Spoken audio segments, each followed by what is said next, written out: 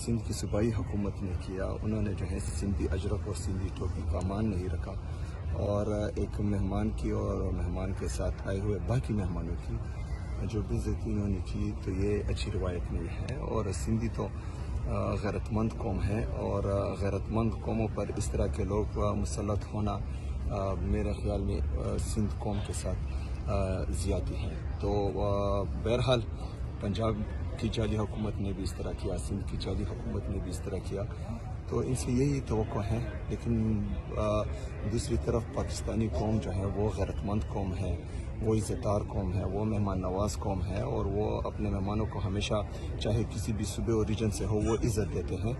تو یہ 1% بھی نہیں ہے پاکستان کا جو اس طرح کی حرکتیں کریں۔ باقی ہمارا 99% پاکستانی قوم جو ہے وہ انتہائی غیرت مند، دلیر، بہادر اور مہمان نواز قوم ہے۔ شکریہ۔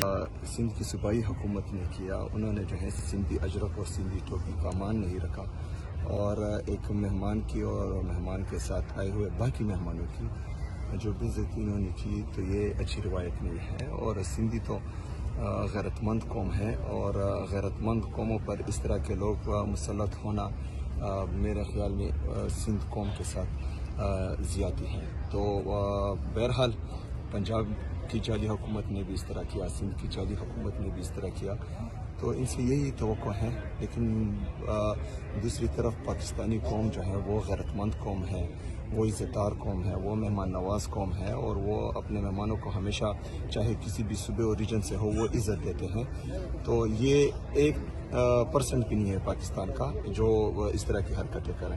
باقی ہمارا 99% پاکستانی قوم جو ہے وہ انتہائی غیرت مند، دلیر، بہادر اور مہمان نواز قوم ہے۔ شکریہ۔